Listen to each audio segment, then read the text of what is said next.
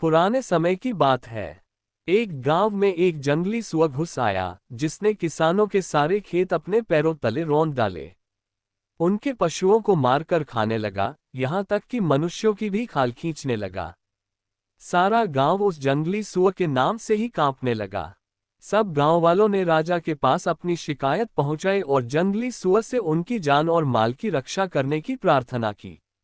राजा ने अपनी जनता को वचन दिया कि उनकी पूरी रक्षा की जाएगी। उसने घोषणा करवा दी कि जो व्यक्ति इस जंगली सुअर को मार डालेगा, उसे बहुत सारे इनाम दिए जाएंगे। पर वह जंगली सुअर इतना बड़ा और भयंकर था कि किसी ने उसके पास तक फटकने का साहस नहीं किया। थोड़े से इनाम के लिए कोई भी अपनी जान गंवाने के लिए तैयार नहीं था। राजा को इस घोषणा से कोई सफलता नहीं मिली। इधर जंगली सुअर सब लोगों के लिए एक बहुत बड़ा खतरा बनता जा रहा था। अंततः राजा ने घोषणा की कि जो भी साहसी युवक इस जंगली सुअर को मारेगा, वह उससे अपनी बेटी की शादी कर देगा और उस साहसी व्यक्ति को बहुत सा धन इनाम में देगा। उसी गांव में एक बहुत ही गरीब किसान के दो बेटे थे। जब उन्होंने राजा की इस घोषणा को सुना तो दोनों ही उस जंगली सुअर को मारने के लिए तैयार हो गए। दोनों ही अपनी गरीबी से तंग आ चुके थे। बड़ा भाई बहुत ही धूर्त और चालाक था तथा उसे अपनी ताकत पर बड़ा घमंड था। उसने सोचा कि अगर मरना ही है तो क्यों न अपनी बुद्धिमानी और चालाकी का परिचय देकर मरे। क्यों वे इस गरीबी में तिल तिल कर मरे। पर छोटा भाई बड़ा ही मासूम और भोला था। उसने भी सोचा कि भूख से मरने से तो अच्छा है कि दूसरों के लिए कुछ भलाई का काम करते करते मरे।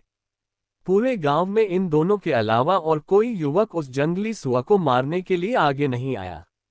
अगले दिन दोनों भाई राज दरबार में पहुंचे और राजा को उस जंगली सुअर को मारने की बात कही।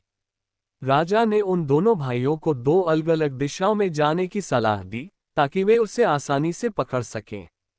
दोनों भाई दो अलग अलग दिशा से जंगल की ओर चल पड़े, जिसमें उस जंगली सुअर की मांग थी। अगली सुबह जब छोटा भाई एक ओर से उस जंगल में घुसा तो उसे एक बौना आदमी मिला। उसके हाथ में काले रंग का एक भाला था। बौना उस छोटे भाई के पास आया और बोला, तू बहुत मासूम और भोला है। तुझमें स्वार्थ नहीं है। तू दूसरों की भलाई के लिए मरने को भी तैयार हो गया। इसलिए मैं तुझे ये भाला देता हूँ। जब वह जंगली सुअर तुझे मारने के लिए तेरी तरफ बढ़ेगा तो तू ये भाला उसके पेट में घुसा देना। वह इस भाले से उसी क्षण मर जाएगा और तुझे किसी तरह का कोई नुकसान नहीं होगा। छोटे भाई ने उस बौने से उसका भाला लिया और उसकी इस सहायता के लिए उसे हृदय से धन्यवाद दिया। फिर उसने वह भाला अपने कंधे पर रखा और निडर होकर जंगल की ओर चल दिया। काफी दूर चलने पर उसे वह भयंकर जानवर दिखाई पड़ा। उस जंगली सुअर ने उस लड़के को अपनी ओर आते हुए जैसे ही देखा, वह उसकी ओर तेजी से झपटा। छोटे भाई ने तत्काल वह भाला उसके पेट में घोंप दिया। भाले के घुसते ही उस सुअर के प्राण निकल गए। छोटे भाई ने उस बौने को मन ही मन धन्यवाद दिया और उस जंगली सुअर को कंधे पर डालकर घर की ओर चल दिया, क्योंकि उसे राजा के सामने पेश करना था।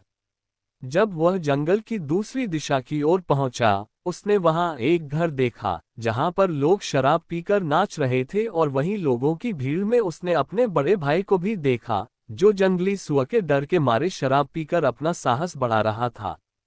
जब उसने अपने छोटे भाई को मरे हुए सुअर के साथ देखा तो उसका हृदय द्वेष से भर गया। उस चालाक और घमंडी भाई को ये बहुत बुरा लगा कि उसका मूर्ख भाई उस सुअर को मारकर राजा की खूबसूरत लड़की से शादी करे और बहुत सारा धन पाकर ऐश की जिंदगी बिताए। उसने बड़े प्यार से छोटे भाई को अपने पास बुलाया और बोला, मेरे प्यारे भाई, इतनी बहादुरी का काम करके तू बहुत थक गया होगा। आ मेरे साथ, यहाँ कुछ देर आराम कर और यह बढ़िया शराब पीकर अपनी थकान मिटा।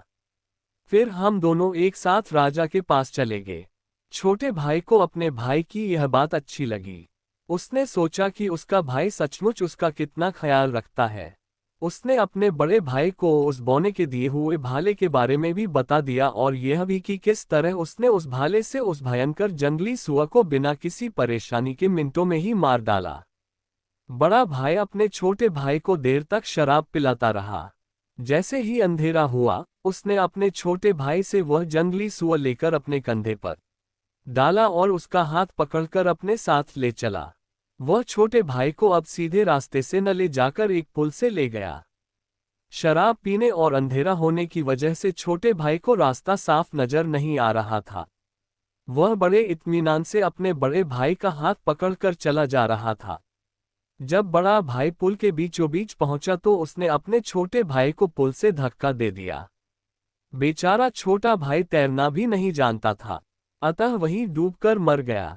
बड़े भाई ने पुल से उतरकर उसे पानी से निकाला और नदी के पास ही उसकी कब्र खोदकर वहीं दफना दिया।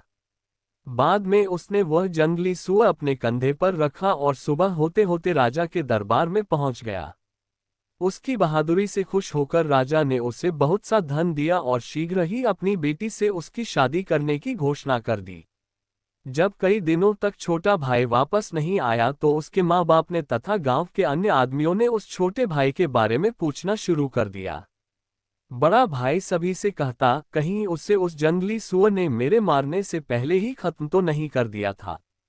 अगर वह जिंदा होता तो अब तक जरूर वापस आ जाता। सब लोगों को विश्वास हो गया कि उस छोटे भाई को जरूर उस सूअर ने मार डाला होगा, मगर भगवान की नजरों से तो कुछ नहीं छुप सकता। सच्चाई तो एक न एक दिन सामने आ ही जाती है। कुछ समय बाद एक गड़रिया अपनी भेड़ों को उस पुल के पास चरा रहा था। तभी उसे वहां पर बर्फ की तरह सफेद एक हड्डी दिखाई दी। उसने सोचा कि वह इस हड्डी से एक अच्छी सी बांसुरी बना सकता है। चूंकि उसे बांसुरी बजाने का बहुत शौक था, उसने वह हड्डी उठा ली और उसमें चाकू से छेद करने लगा। उसी समय वह हड्डी गाने लगी, ओ प्यारे गड़रिये, तू मेरे पास आ, मेरी हड्डी को बजा। मेरे भाई ने मुझे मारा, इस पुल के नीचे धकेला, उस जंगली सूअर के लिए, उस राजा की बेटी के लिए। गड़रिये ने जब ये गाना सुना तो उसने गांव में जाकर यह बात गांव वालों को बताई। तब गांव वालों को बड़े भाई पर शक हुआ, शायद इसने ईर्ष्या के कारण अपने छोटे भाई को मार डाला है। गड़रिये ने सोचा कि अगर मैं ऐसी बांसुरी राजा को भेंट करूं, जो खुद ब खुद गाने लगती है, तो राजा मुझे बहुत इनाम देगा।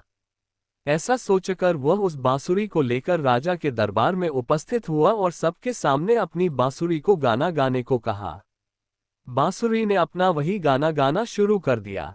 जब राजा ने ये गाना सुना तो उसे महसूस हुआ कि बड़े भाई ने जरूर धन और पत्नी के लालच में अपने छोटे भाई की हत्या की होगी। राजा ने अपने लोगों को पुल के नीचे खुदाई करने पर लगा दिया और उन्होंने जल्द ही कंकाल को निकल लिया।